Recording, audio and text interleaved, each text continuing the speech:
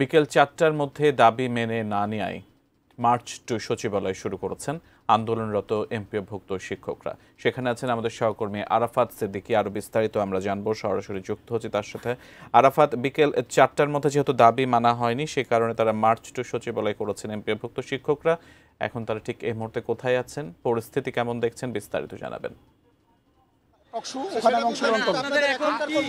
এখনকার কর্মসূচি আমরা অবস্থান করব। আমরা এখানে সারা রাত থাকার চিন্তা ভাবনা করতেছি। এই রোড এখানে থাকবো। আমরা দেখতে চাই যে আমাদের শিক্ষা উপদেষ্টা হাজার হাজার শিক্ষককে রাস্তায় ফেলে রেখে উনি আলিশান ফ্ল্যাটে আজকে কীভাবে ঘুমায়, এটা আমরা দেখতে চাই। আমরা এখানে থাকবো এবং যদি আজকে রাতের মধ্যে প্রজ্ঞাপন না হয়, আগামীকালকে আমরা সকাল 12টায় আমরা শাহবাগপুরে অবস্থান নিব এবং আমরা ওখানেই থাকবো। না, আমরা এখানে থাকবো। আমরা ওনাদেরকে আসলে একটা প্রস্তাব, ওনারা সারাদিন আমাদের সাথে কথা বলেছেন। আমরা ওনাদেরকে প্রস্তাব দিয়েছিলাম, আমি ওনাদেরকে প্রস্তাব দিয়েছিলাম যে ওনারা যেহেতু নীতিগতভাবে আমাদেরকে দিতে চান, এটা ওনারা বলেছেন যে সরকার এই ব্যাপারে পজিটিভ, সবাই পজিটিভ। তো আমরা বলছি যে আপনারা শিক্ষা এবং অর্থ দুইটা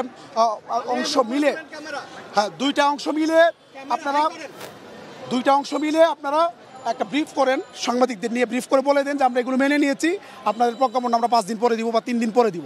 আমরা এটা বলেছিলাম, কিন্তু মন্ত্রণালয় তারা আসলে বিভিন্ন রকমের কৌশলে আশ্রয় দিচ্ছে, তারা ব্রিফ করবে না। এই জন্য আমরা বাধ্য হয়ে কিন্তু আজকে এদিকে আসছি।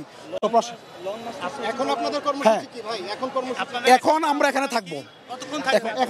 আমরা এখানে কতক্ষণ থাকবো এটা নিশ্চয়তা নেই। আমরা হয়তো সারা রাত্র এখানে থাকতে পারি। এবং আমরা এখান থেকে যদি এখানে রাত্রে থাকতে হয়, কালকে আমরা এখান থেকে সকাল 12টায়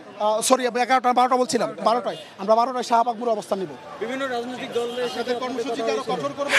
হ্যাঁ, অবশ্যই রাজনৈতিক দলগুলো তো কাজ করছে। আপনারা দেখেছেন এনসিপি তারা রাজনৈতিক তাদের পক্ষ থেকে বিবৃতি দিয়েছে কিছুক্ষণ আগে। হাসান আব্দুল্লাহ সেও বিবৃতি দিয়েছে।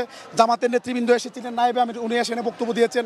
চরমোনার যারা ইসলামী আন্দোলনে এসেছিলেন, মাহমুদুর রহমান মান্না ভাই এসেছিলেন, ডাকসুর নেতৃবৃন্দ এসেছেন, বিশ্ববিদ্যালয়ের শিক্ষার্থীরা আসছেন, বিভিন্ন সামাজিক সাংস্কৃতিক সংগঠনগুলো। এক কথায় বলতে গেলে বাংলাদেশের সকল সামাজিক সাংস্কৃতিক সকল রাজনৈতিক সংগঠন ইতিমধ্যে প্রায় ঐক্যমত পোষণ করেছে। যেহেতু সবাই ঐক্যমত পোষণ করেছে, সেখানে কেন সরকার দিবে না? কারণ এই সরকার তো এই রাজনৈতিকগুলোর তাদের সমর্থনে এখন তাদের ক্ষমতায় আছে। তারা তো কোনো বেসিক্যালি কোনো রাজনৈতিক দল না, এই দলগুলোই তাদেরকে বসিয়েছে।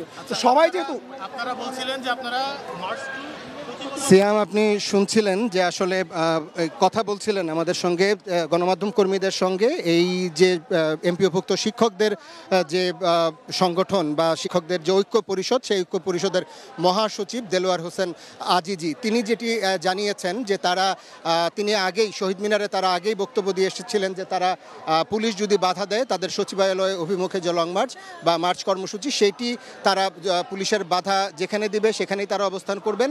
এবং এখন তিনি যেটি জানালেন যে তারা এই যে দোয়েল চত্বরের রাস্তার মোড়ে, অর্থাৎ শিক্ষা ভবনের সামনে হাইকোর্টের যে রাস্তার মোড়ে যেখানে পুলিশ তাদের আটকে দিয়েছে, সেই জায়গাটিতেই তারা আজকে অবস্থান নেবেন এবং আগামীকাল দুপুর 12টায় তারা শাহবাগ চত্বরে গিয়ে তাদের অবস্থান নেবেন এবং সেখান থেকে তাদের পরবর্তী কর্মসূচি ঘোষণা করবেন। যদি না এর মধ্যে শিক্ষা উপদেষ্টা তিনি এই তাদের যে দাবি, তাদের দাবি অনুযায়ী এটি তাদের ন্যায্য দাবি এবং এই 3 দফা দাবি যদি মেনে নেওয়া হয়, তাহলে তারা তাদের আন্দোলন আরও কঠোর থেকে কঠোর করবেন। তো এই ছিল আমার কাছে এই এমপিওভুক্ত শিক্ষক আন্দোলনরত শিক্ষকদের যে কর্মসূচি, সেখান থেকে রাজধানীর হাইকোর্ট এলাকা থেকে সবশেষ।